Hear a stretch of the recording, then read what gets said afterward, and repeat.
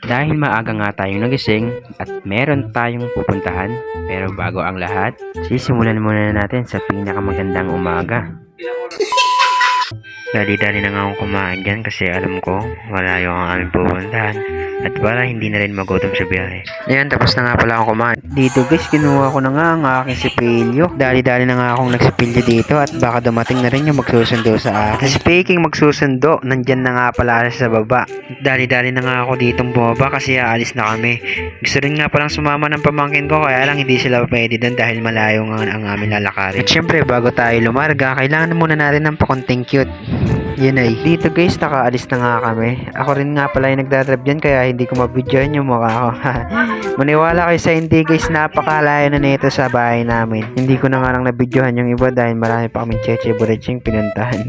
Grabe guys, sobrang sakit ng likod ko dito. Sobrang bigat kasi ng angkas ko sa likod. Tapos nakatukod pa siya sa likod ko. Charot. At after na nga ng napakahabang biyahe, nakarating na rin kami sa wakas dito sa taas ng ilog. Syempre hindi mawawala yung pagpapakyut natin dyan bago tayo maglakad ng mahaba. At kasama reveal na nga, nandito nga pala yung ate ko at saka yung mga kasama niya sa trabaho. At first time ko nga lang pala siya makasama sa ganitong outing kaya medyo nahihiya pa ako mag-video.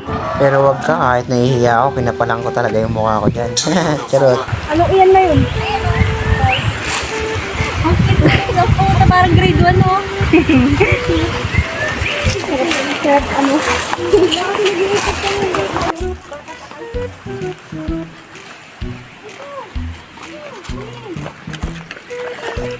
Uy, Jam, di mo sinala yung bag ko, visit ka.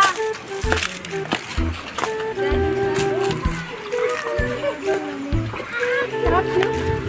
Ah, lamig putik yan.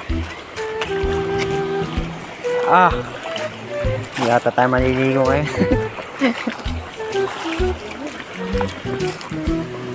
Masasanay ka rin dyan sa lamig pag matagal ka nang nakaligo.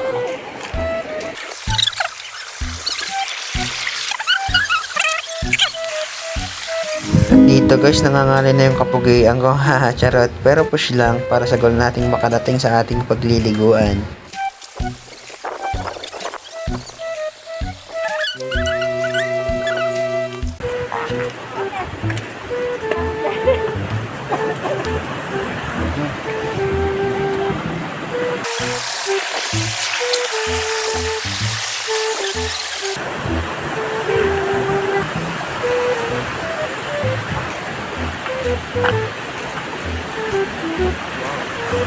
At finally guys, nakarating na rin kami sa aming destinasyon. Grabe. Kung nandito lang kayo makikita nyo yung personal na ganda niya at napakalamig na tubig.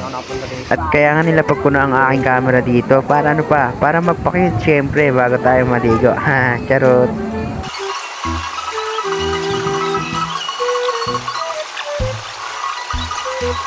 At ayun na nga guys, excited na akong maligo kaya lang nakakatamad dahil napakalamig ng tubig. Parang tubig sa Antarctica. Sheesh! Kaya eto, papoging chillax muna tayo habang inaantay natin silang mangunang maligo.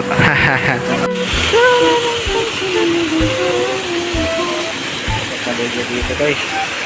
At speaking manguna, nagtuturoan pa sila. Kaya napagpasyahan kong ako na lang siguro. Dahil sanay naman ako sa cold.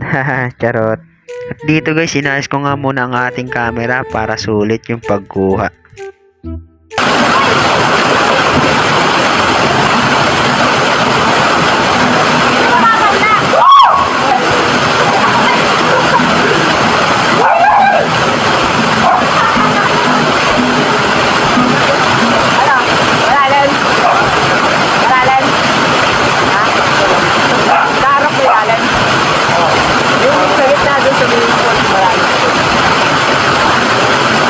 Sabi guys, sobrang nilamig ako dyan na. Parang ayoko nang umulit tumalan. Charot.